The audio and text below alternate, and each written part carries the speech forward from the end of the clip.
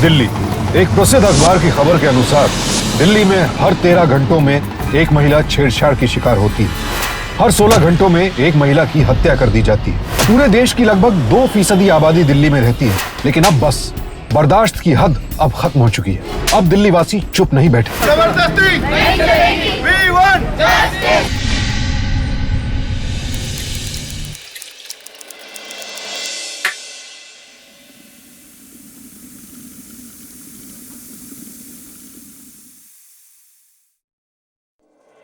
बेटा शिखा, बेटा जल्दी से तैयार हो जाओ वरना स्कूल के लिए देरी हो जाएगी।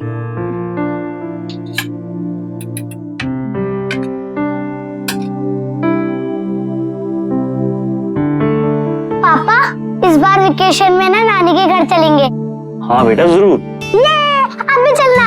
मैं कैसे जाऊंगा? मेरे थोड़ी ना वेकेशन होते हैं आपकी तरह। प्लीज ना पापा, चलो ना प्लीज। अरे बेटा, ये क्या? आपने अभी तक अपना बैग पैक नहीं किया।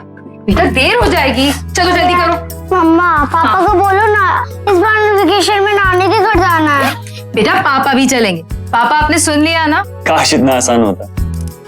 विकास, इतना भी मुश्किल नहीं होता। आप शायद भूल रहे हैं, शादी से पहले मैं भी तो जॉब करती थी ना। आप एक एप्लीकेशन देकर तो देखिए। चलो ठीक है, मैं कोशिश करके देखता हूँ। ठीक है, बाय बाय। अरे आपका डब्बा। Bye bye bye. अरे शिखा जल्दी से अपना बैग पहन वरना आपकी बस चली जाएगी।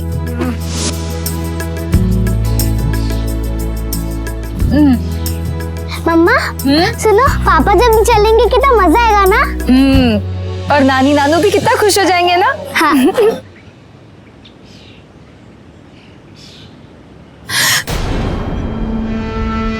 मम्मा क्या हुआ? मम्मा क्या हुआ? हाँ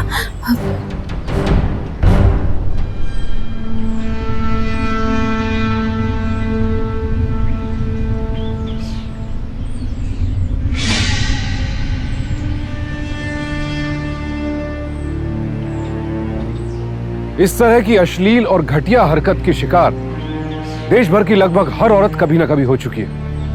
औरत को सिर्फ उपभोग की नजर से देखने वाले पुरुष कहीं भी हो सकते हैं, कभी ऑफिस में, कभी बसों में, ट्रेनों में और कभी कभी तो घर में भी। एनसीआरबी के आंकड़ों के अनुसार सन 2011 में दिल्ली में मोलेस्टेशन के कुल 657 मामले दर्ज किए गए। लेकिन यह सिर्फ एक आंकड़ा नहीं है, यह उन दिलेर लड़कियों और महिलाओं की सराहनीय पहल है जिन्होंने जुर्म के खिलाफ कानून का दरवाजा खटखटाया है।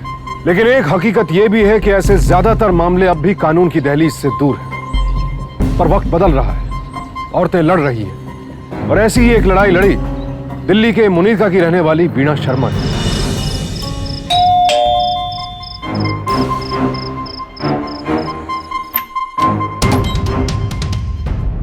आप आगे।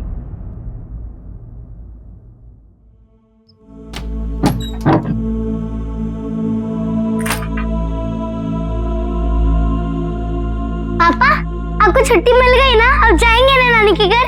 बोलो ना पापा, बोलो ना पापा, जाएंगे ना घर। क्या कर रहे हो शिखा? जाओ अपने कमरे में।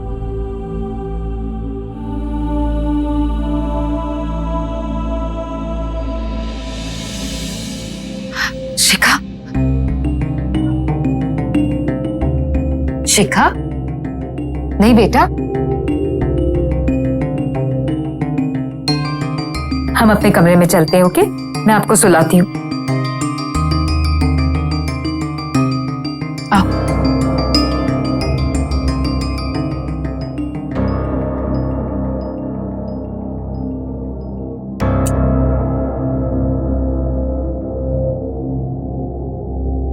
मम्मा पापा बहुत बुरे हैं। नहीं बेटा, ऐसा बिल्कुल भी नहीं कहते। वो क्या है ना, पापा ना थोड़ा सा थक गए और ऑफिस में उनकी किसी से टेंशन हो गई हो, इसलिए बस थोड़ा सा गुस्से में। अच्छा एक काम करो, तुम ना जल्दी से सो जाओ, तब तक मैं ना पापा को पनिशमेंट देकर आती हूँ। कौन सी पनिशमेंट दोगे? मैं ना पापा को मुर्गा बना देती हूँ, है ना? मुर्गा। जल्दी से सो जाओ, सो जाओ।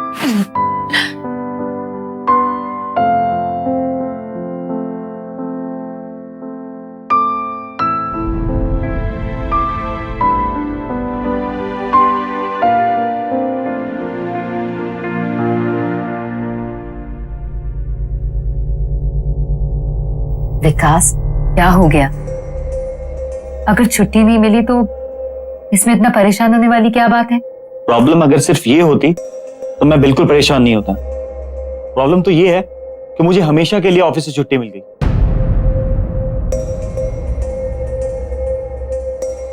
क्या मतलब? मतलब ये कि मेरे बॉस ने मुझे नौकरी से निकाल दिया।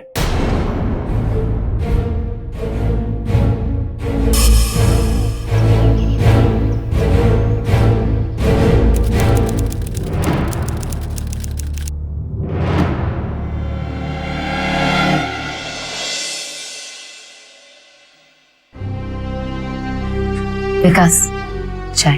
Thank you.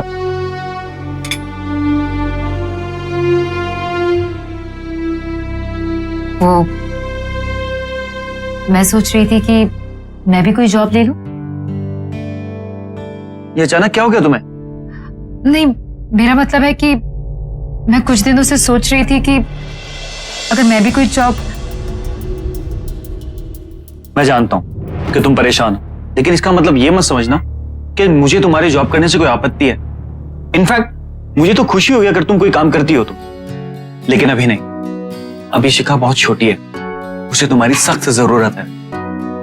उसे थोड़ा बड़ा हो जाने दो, उसके बाद जहां चाहो जैसे चाहो जॉब करना। मैं तुम्हारे लिए जॉब ढूंढूंगा। लेकिन विकास, डोंट वरी, ये देखो कितनी सारी वैकेंसीज हैं, कहीं ना कहीं तो मिलेगी ना जॉब। चलो मैं चलता हूँ, मुझे मेरा इंटरव्यू में लेट हो जाऊंगा। All the best. Thank you.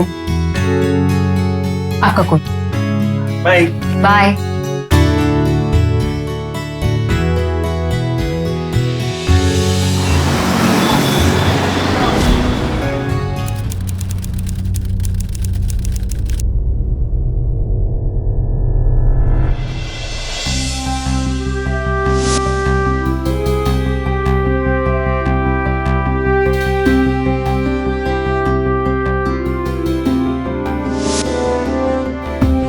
See you tomorrow. Wish you all the best.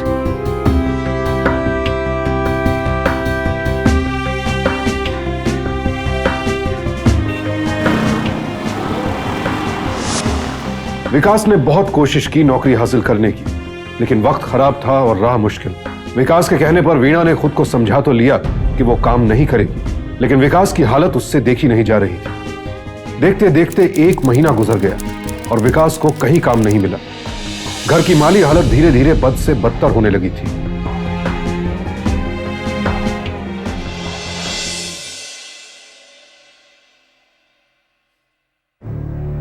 शिखा, लो बेटा दे। इस पे चॉकलेट कहाँ है? बिना चॉकलेट के मुझे नहीं भाता। शिखा, से चुपचाप पियो। मुझे नहीं पीना। शिखा, समझ में नहीं आता तुम्हारे? चुपचाप इसे पियो और जाकर अपने कमरे में सो जाओ। देखो, तुम अभी बच्ची नहीं हो जो चॉकलेट के बिना दूध नहीं पी सकती।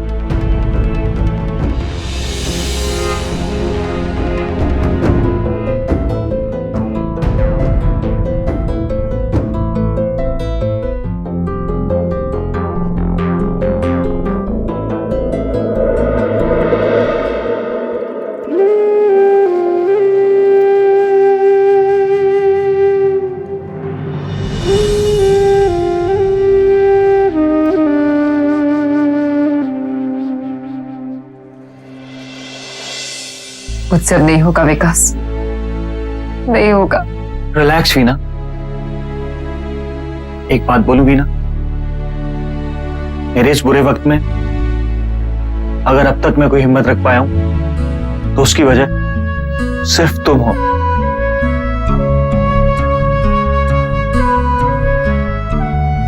अब अगर तुम ही ऐसे हिम्मत हार जाओगी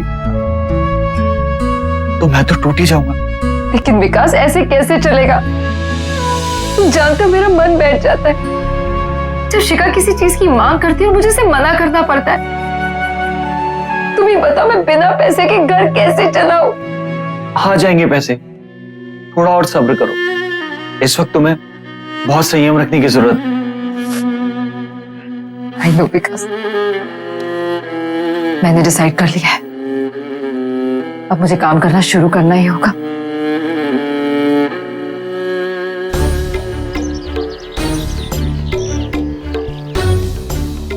GK Garment. Need a personal assistant.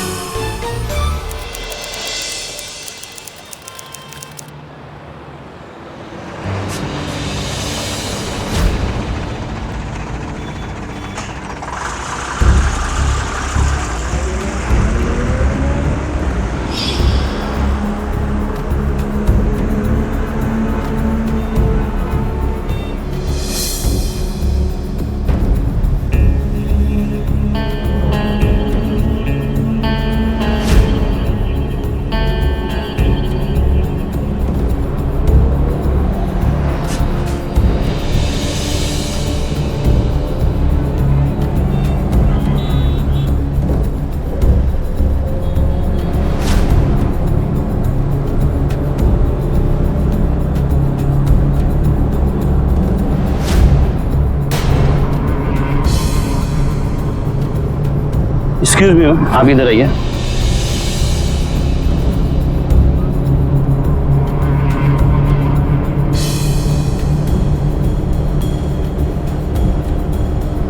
Thank you.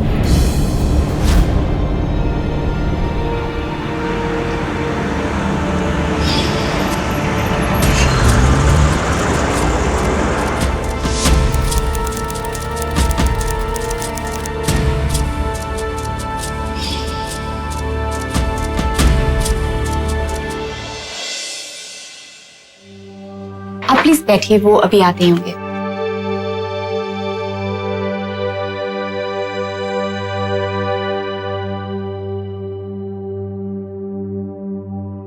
देखिए वो सब मैं देख लूंगा, फिक्र मत कीजिए। देखिए उसकी चिंता नहीं, आप सिर्फ एक काम कीजिए कि बाकी सब कुछ समझ जाएगा। जी। आप जो वो पेपर्स है ना, या तो आप मुझको मेल करवा दीजिए, जी। या आपकी तरफ से कोई भी मैं मंगा लेता हूँ। चलिए मैं आपको बाहर तक छोड़ देता हूँ। अरे, इसकी कोई जरूरत नहीं, मैं खुद चला जाऊंगा। Okay, thanks for coming.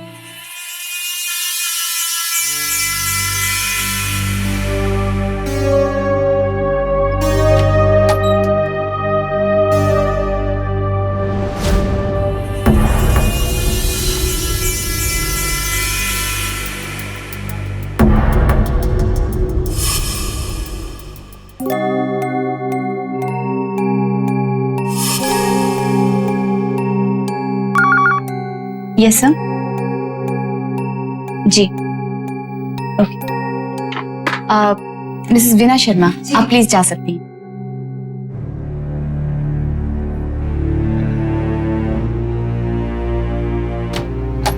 May I come in, sir? ओह या, आई एम सो सॉरी, आपको बहुत इंतजार करना पड़ा ना। नहीं सर, इट्स ओके। प्लीज बैठिए। सर ये रहा मेरा रिज्यूमे। छोड़िए ना ये, आप ही बताइए पहले कि क्या लेंगे आप, चाय कॉफी या कुछ और? अब नहीं सर, वो चलिए मैं आपके लिए चाय बनाता हूँ। अब नहीं सर, रहने दीजिए, इट्स ओके।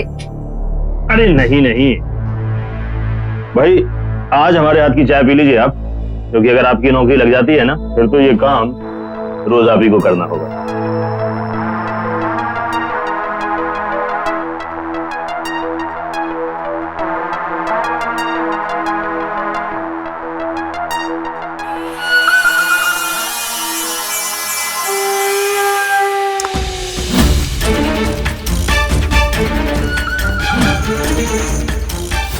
ये लीजिए।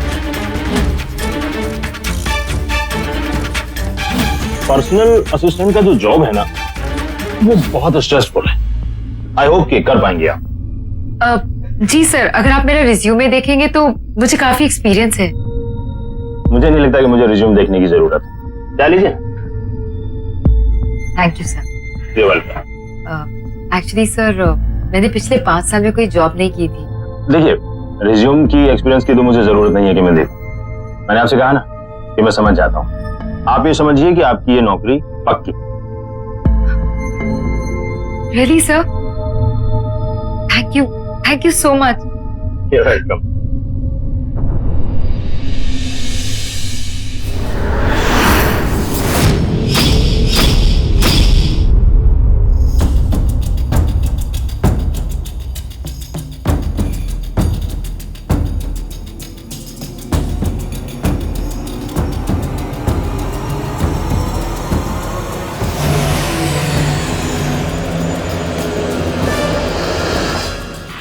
आप ठीक है ना?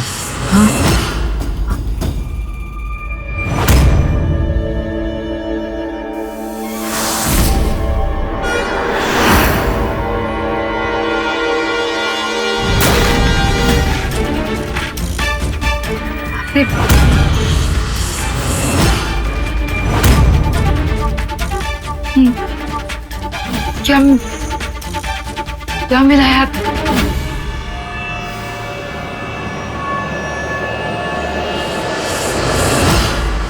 अपने होने वाले बॉस के हाथों चाय लेकर वीना ने कोई गलती नहीं की, लेकिन किसी की भी बुरी नीयत उसके चेहरे पर नहीं लिखी होती। और कार्तिक की बदनीयत ने मौका मिलते ही वीना को अपने शिकंजे में कस लिया। अगर आप वीना की जगह होती तो क्या करती? हमारा एक सुझाव है, अपने करीबी और भरोसेमंद लोगों के नंबर अपने मोबाइल पर हमेशा स्पीड डायल में रखें, ताकि एक बटन दबाते ही मुसीबत के वक्त कॉल उन तक पहुंच जाए। और हाँ, इन लोगों को यह बात हमेशा मालूम होनी चाहिए कि आप किस वक्त कहां हैं। इसके अलावा दिल्ली पुलिस का एक नंबर है जो महिलाओं के लिए ऐसी ही शिकायतों के लिए बनाया गया है, 01127894455। आप इस पर फोन करके तुरंत अपनी शिकायत दर्ज करा सकती हैं।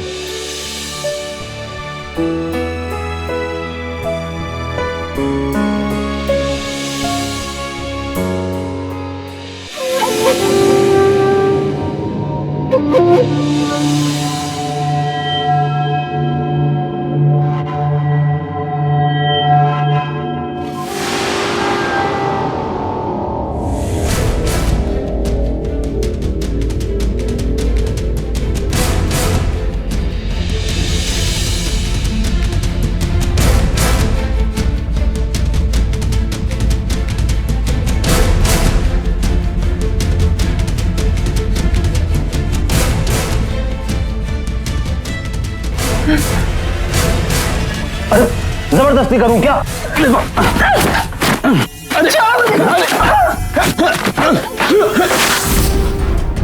हाथ मत लगाइए मुझे।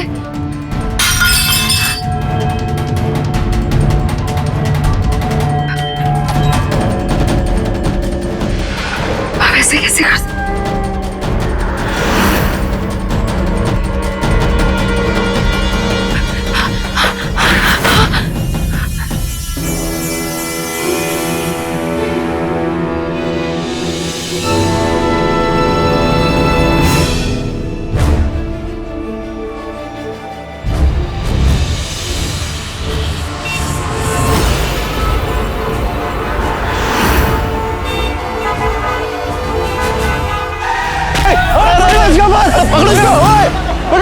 अरे उठाओ ना यार, हॉस्पिटल लेके जाना इनको। अरे भाई साहब, जल्दी जरा फोन है इसमें।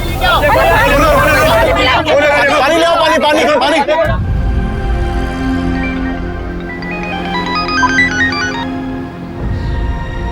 हाँ वीना। हेलो, आप कौन बोल रहे हैं भाई साहब?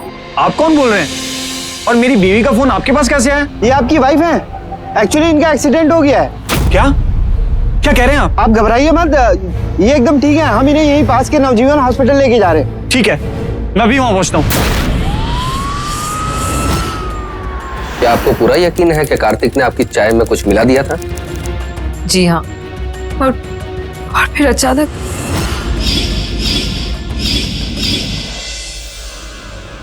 मुझे ठीक से कुछ याद नहीं है, सब कुछ धुंधला हो गया था। और फिर उसने मेरे साथ। सॉरी मैम, ये मॉल स्टेशन का मामला लगता है। नहीं, उसने मेरे साथ रेप करने की कोशिश की। लेकिन रेप तो नहीं हुआ ना? कैसी बात कर रहे हैं आप? रेप नहीं हुआ तो इसका मतलब है कि उसका जुर्म कम हो जाता है। देखिए मैम, मैं आपको डराना या आपको डिस्करेज नहीं करना चाहता। एक बार आप ठीक से सोच लीजिए। अगर आपने ये केस फाइल कर दिया और अगर आप इसमें से पीछे हट गए तो आपके और आपकी फैमिली के लिए ये बहुत बुरा होगा। थैंक गॉड वीना, तुम ठीक हो। कैसे हुआ ये सब? और वो गाड़ी वाला कौन था? उस गाड़ी वाले के नंबर लिए कि नहीं? कौन है? ये मेरे पति है, विकास शर्मा। ओके, आइए। क्या हुआ वीना ये सब? हाँ,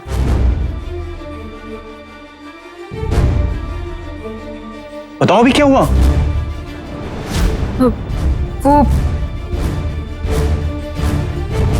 कुछ नहीं विकास, वो रास्ते के बीच में अचानक से चक्कर आ गया था। चक्कर आ गया था? ऐसे कैसे चक्कर आ गया था? यहाँ के डॉक्टर्स क्या कह रहे हैं? रिलैक्स विकास, मैं ठीक हूँ। पुलिस ऑफिसर की बातों ने वीणा को उलझन में डाल दिया। उसने अपने पति को कुछ भी ना बताने का मन बना लिया और यही उसकी सबसे बड़ी गलती थी। जब वीणा ने कोई गलती की ही नहीं थी तो फिर वो चुप क्यों थी? क्योंकि हमारा समाज ऐसे मामलों में पीड़ित महिला को ही दोषी ठहराता है और लोगों की छींटाकशी से बचने के लिए ऐसी महिलाएं अपने आप में घुट कर रह जाती हैं। क्या हुआ वीणा? जीके गारमेंट से कोई कॉल नहीं आया तुम्हें? कहाँ खोई हो? नहीं, कुछ नहीं। मैं पूछ रहा था जीके गारमेंट से कोई फोन आया तुम्हें? ओके, वैसे भी अब जरूरत नहीं पड़ेगी। वो दिनेश है ना मेरा फ्रेंड, उसने अपनी कंपनी में बात की है मेरे बारे में, तो शायद देखो आज काम बन जाए। लंच पैक कर दिया इसका? चलो come, I am waiting.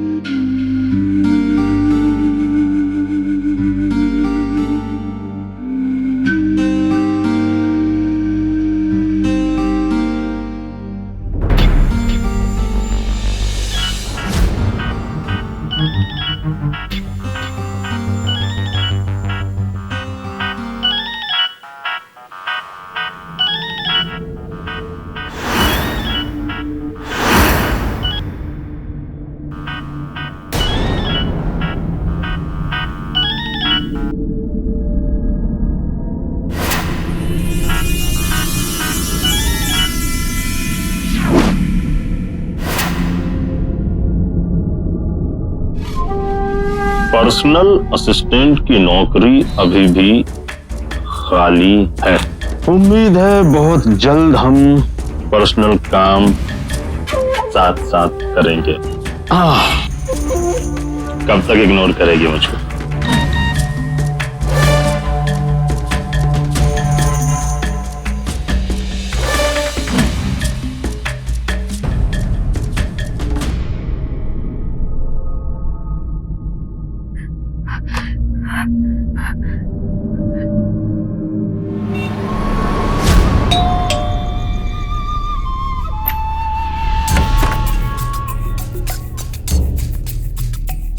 Madam, executive vice president विकास शर्मा को एक गर्मा गर्म सी चाय पिला दीजिए प्लीज।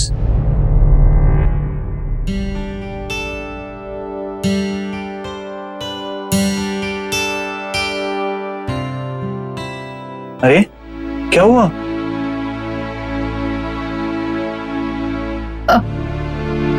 नहीं, कुछ नहीं। कॉन्ग्रेचुलेशंस। मैं आपके लिए चाय लेकर आती हूँ।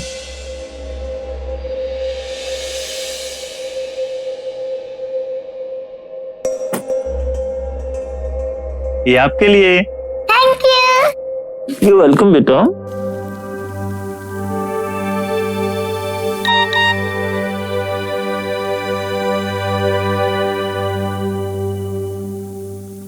वीणा जी।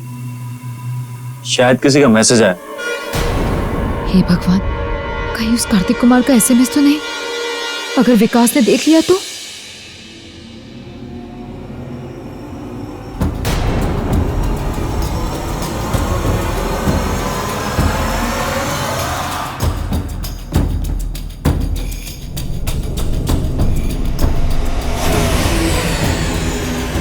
ये लो।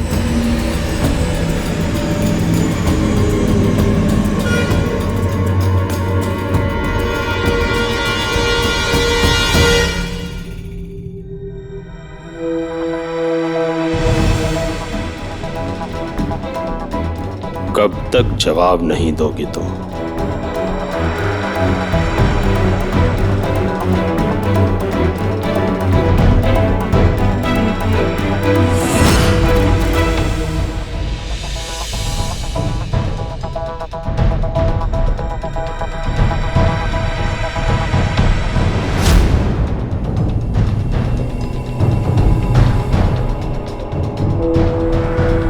क्या हुआ वीणा? कुछ भी तो नहीं।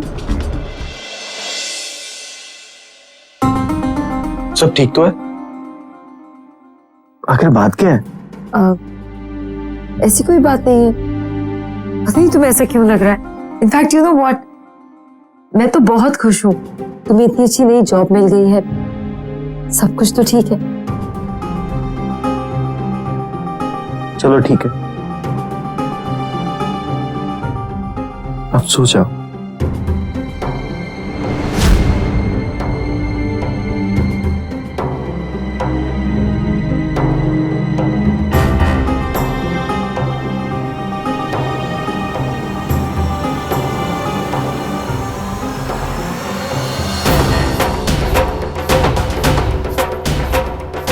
Good night. Good night.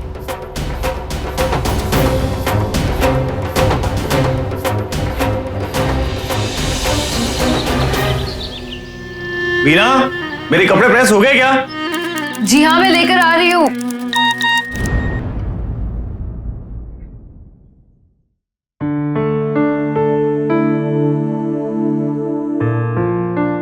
लगता है उस दिन के हादसे के बाद आप अब तक मुझसे नाराज हैं। एक बार मिलकर तो देखिए, सारी नाराजगी दूर कर दूंगा।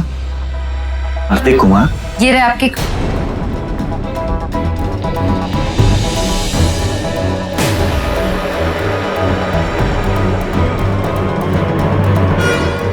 ये क्या किया? I am sorry, I am really sorry. ये कार्तिक कुमार कौन है?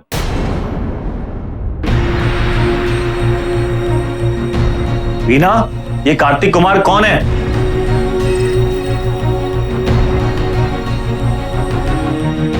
वीना, क्या हुआ तुम्हें? वीना, क्या हुआ? कुछ बोलो वीना। I am sorry. लेकिन हुआ क्या? मैं आपको ये बात बताना नहीं चाहती थी, लेकिन उस दिन जब मैं इंटरव्यू के लिए गई थी तो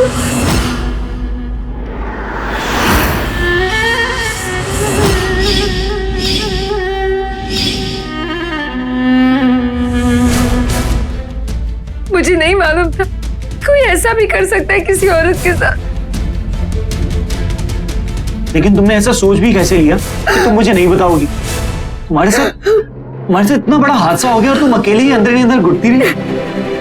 ये गलती तुम्हारी नहीं, ये गलती उस हरामखोर की है।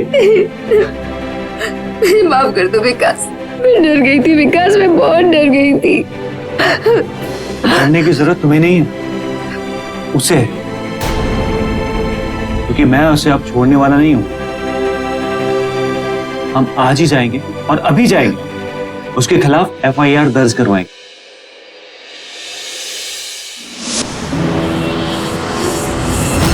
ये कैसी कानूनी व्यवस्था है आपकी?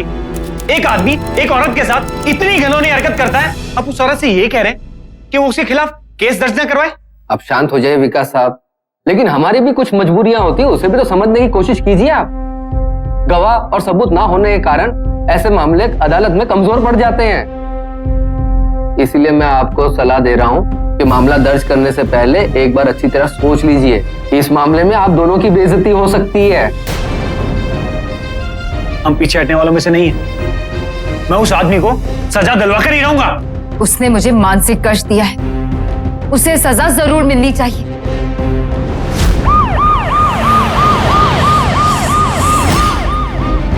कार्तिक का केबिन कौन सा है? सर एक मिनट रुकिए, मैं उनसे पूछ के आपको। अरे हम उससे मीटिंग करने नहीं आए, उसको अरेस्ट करने आए हैं। एक मिनट, क्या हो रहा है यहाँ पर? क्या कर रहे हैं आप लोग? You are under arrest mister Kartik. मतलब? अरे वीना शर्मा ने आपके खिलाफ FIR दर्ज करवाई है। आपने उसके साथ रेप करने की कोशिश की है। एक मिनट, झूठा इल्जाम है ये मुझ पर। वीना शर्मा नाम की किसी लड़की को मैं जानता तक नहीं हूँ। देखिए, गला फाड़ने से कोई फायदा नहीं है, तो कुछ सफाई देनी है कोर्ट में चलकर देना। चलो। अरे लेकिन लॉयर को फोन करो, ये गलत कर रहे हो तुम।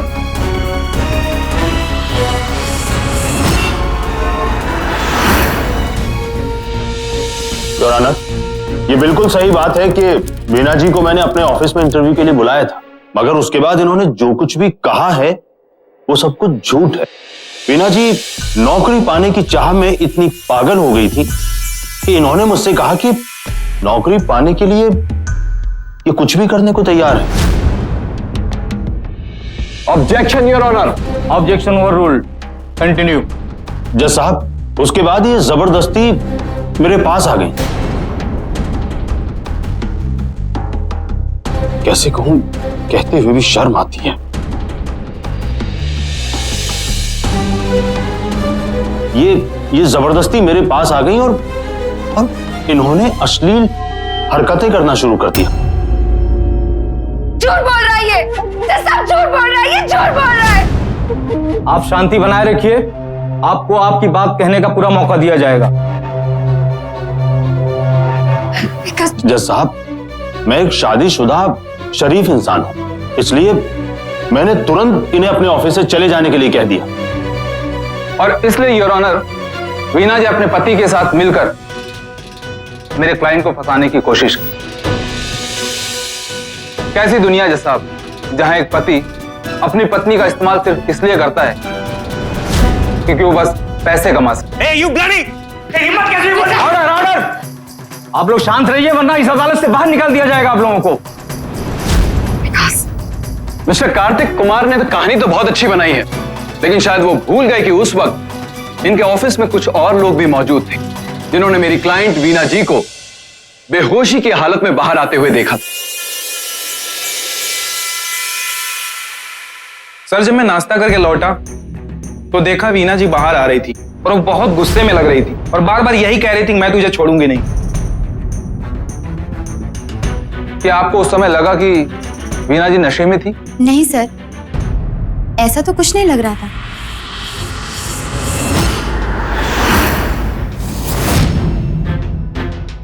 क्या आपको ऐसा लगा कि वीना जी के साथ कार्तिक कुमार के कैबिन में कुछ ऐसी वैसी हरकत हुई थी? नहीं सर, देखने से तो ऐसा नहीं लगा कि उनके साथ कुछ बुरा हुआ है।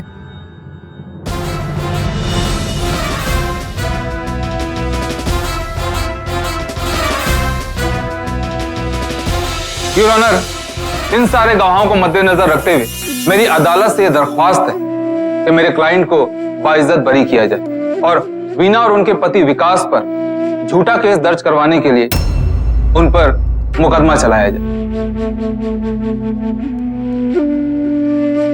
इतनी भी क्या जल्दी है साहब? योर ऑनर, जब वीना जी वहां से निकली तब बाहर रास्ते में उनका एक्सीडेंट हो गया। उस वक्त दिल्ली के कुछ सज्जन लोगों ने उनकी मदद की थी और उन्हें हॉस्पिटल पहुंचाया था। वीना जी को देखकर ऐसा लग रहा था जैसे वो अपने होश में नहीं है। उस कार वाले ने ब्रेक तो मारी थी और जोर से हॉर्न भी बजाया था, लेकिन वीना जी खुद को संभाल पाने की स्थिति में नहीं थी। यह भी तो हो सकता है कि वीना जी बहुत ज्यादा शराब पी रखी हो।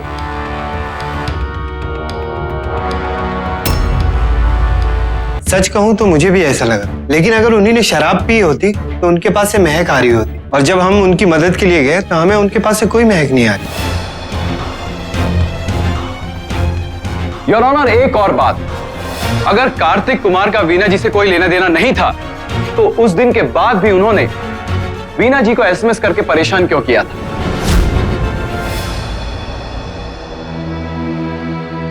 ये रहे वीना जी के फोन रिकॉर्ड जिसमें उन सारे एसएमएस की डिटेल्स है जो मिस्टर कार्तिक कुमार ने उन्हें भेजे थे।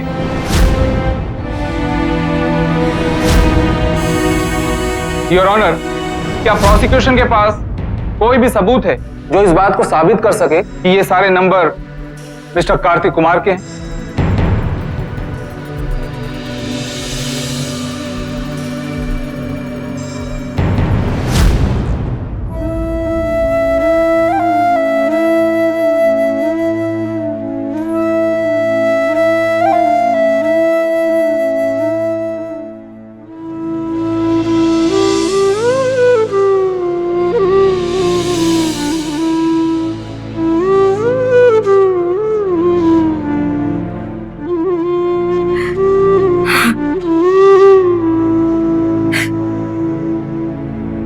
रोना नहीं वीना, ये वक्त रोने का नहीं, हिम्मत रखने का है।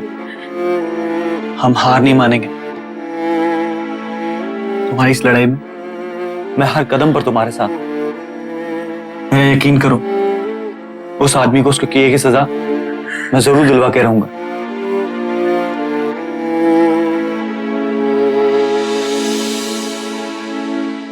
ये कार्तिक कुमार बहुत ही चालाक है। जाहिर है कि इसने यह हरकत पहली बार नहीं की, क्योंकि उसने सारे लूप होल्स पहले से सोच के रखे हुए। लेकिन वकील साहब, उसे सजा दिलवाने का कोई तो रास्ता होगा। एक ही रास्ता है, अगर हमें कोई ऐसा गवाह मिल जाए जो कार्तिक कुमार के बारे में जानता हो और उसके खिलाफ उसके पास कोई सबूत हो जो सिर्फ उसके ऑफिस में ही हो सकता है, आपको उनसे पर्सनली मिलकर थोड़ा सा इमोशनली उनसे बात करनी चाहिए। मुझे यकीन है कोई ना कोई तो होगा जो कार्तिक कुमार के खिलाफ इस बाजी को अपनी तरफ पलट सकता है।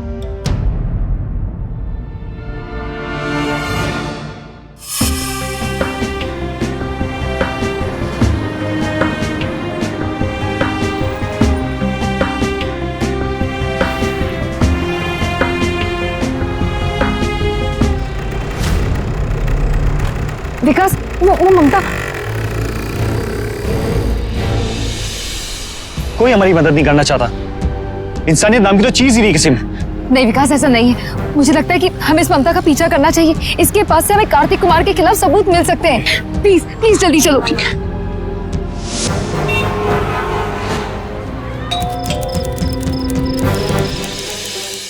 आप लोग क्या चाहते हो? क्यों मेरे पीछे पड़े हो? ममता, तुम अच्छे से जानती हो कि हम लोग क्या चाहते हैं। ममता प्लीज, सिर्फ एक बार हमारी बात सुन प्लीज। बेटा तुम अंदर जाओ।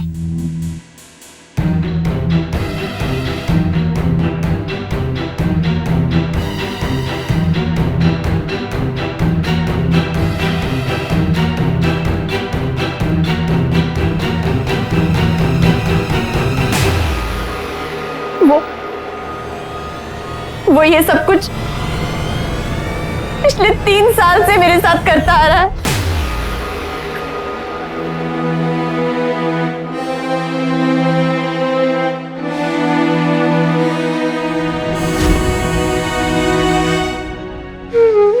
मैं उस वक्त मजबूर थी, मैं आज भी मजबूर हूं, मैं कुछ नहीं कर सकती।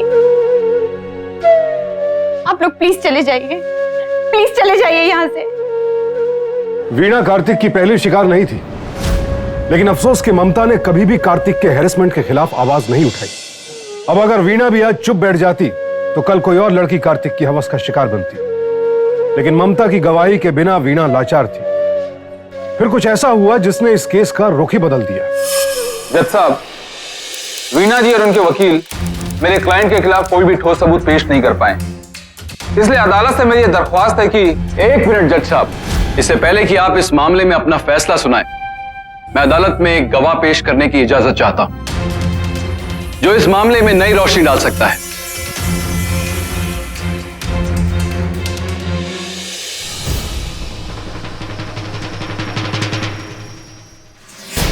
जज साहब, मैं अपना बयान बदलना चाहती हूँ,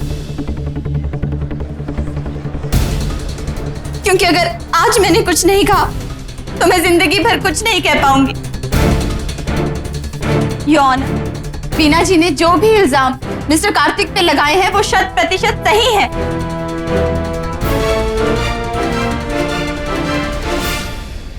वीणा जी को जो भी SMS भेजे जाते थे वो सब ये कार्तिक ही भेजता था। भले वो नंबर इसके नाम पर रजिस्टर नहीं थे, लेकिन उसका इस्तेमाल सिर्फ ये कार्तिक ही करता था। और ये साबित करने के लिए एक इंसान है जो ये सब कुछ साबित कर सकता है। एक मोबाइल एजेंट जिसे कार्तिक कुमार ऐसे बेनाम नंबर खरीदते रहते थे। योर ऑनर, ऐसे बड़े ऑफिसेस में एक साथ कई सारे नंबर्स बुक किए जाते हैं। इनमें से कभी कभी कई लोग गलत नाम और पते का इस्तेमाल करके नंबर रजिस्टर करा लेते हैं। अब ऐसे बड़े ऑफिस में कोई किसी का ऐसे दुरुपयोग कर लेगा, ये कौन सोच सकता है? रिसेप्शनिस्ट ममता भिष्ट के बयान से और मोबाइल फोन एजेंट के बयान से ये बात साफ जाहिर हो चुकी है कि कार्तिक कुमार ही मुलजिम है। अदालत मुलजिम कार्तिक कुमार को दफा 323 के तहत 3 साल की सजा सुनाती है और ये पुलिस को आदेश देती है कार्तिक कुमार को इसी वक्त गिरफ्तार किया जाए। सुना नहीं? अरे चलिए, मेरी बाजू पकड़ेगा। सुना नहीं?